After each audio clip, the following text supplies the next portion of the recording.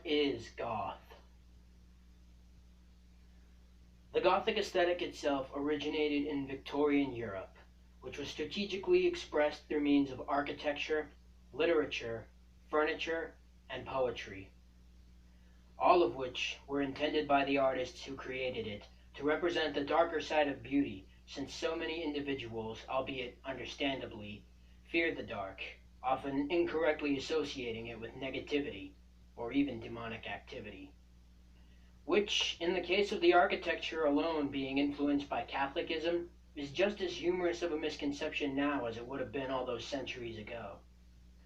Around the mid-1970s, a politically influenced subculture by the name of punk sprouted through means of both music and fashion, though due to the controversial lyrics and overall shabby appearance of the individuals partaking in said subculture, soon dispelled itself almost entirely. Some artists, however, were left with heavy inspiration from the punk scene and saw within it a way to bring the Gothic aesthetic into yet another category of arts: music. Bands such as Bauhaus, Joy Division, Susie and the Banshees, the Sisters of Mercy, and Specimen are just 5 examples of the music that began a more modern take on the genre, though successfully remaining just as obscure as it always has been. Some, though not all, of course, musicians would often wear darkly inclined apparel representing their own take on it, the fashion aesthetic, and how it would appear with punk elements, some of which possessed an intentional homemade quality to it. However, in spite of the fan base, the genre-turning lifestyle began to increase, as well as the number of bands becoming more and more inspired by the music. It still lacked a name to aid in defining it. Some would jokingly refer to it as death rock or post-punk, since it occurred after punk's, albeit underground, popularity, though until the early to mid-90s no official name was ever coined. Throughout time, it has become as diverse as it is widespread, knowing now that, as underground as it remains, we have our own stores, music festivals, clubs, bars, jewelry companies, YouTube channels, and even our own holiday.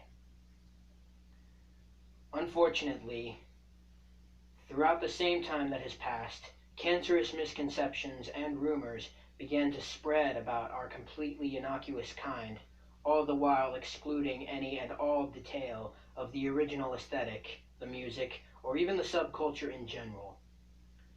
For a prime example, an incident took place in April of 1999 in which 2 teenage boys wearing long black coats and dark sunglasses shot up their own high school in Columbine, Colorado, killing 12 students, 1 teacher, and then themselves.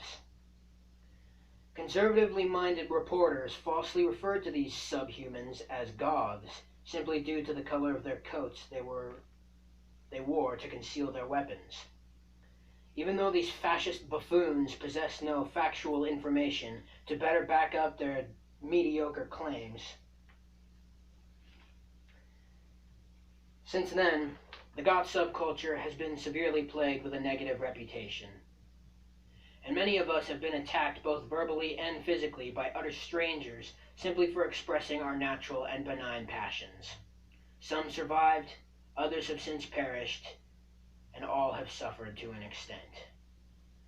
A woman by the name of Sophie was mercilessly stomped to death attempting to save her unconscious boyfriend from 5 teenage boys who had already done their worst to him.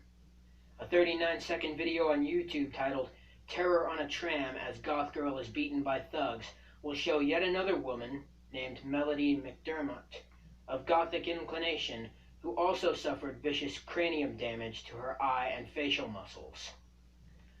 All we ask of others is to merely be understood, or at the very least tolerated. Though they, as the self-proclaimed normal people, say we deserve the abuse they bring to us, stating that they'll only ever cease their demented actions once we've abided in their command that we give up what we aesthetically adore.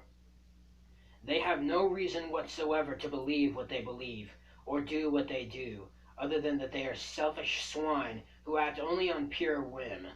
Granted, we do indeed look the way we do for ourselves, though at least we do not go out of our ways to berate or otherwise bring harm to individuals who prefer what we do not.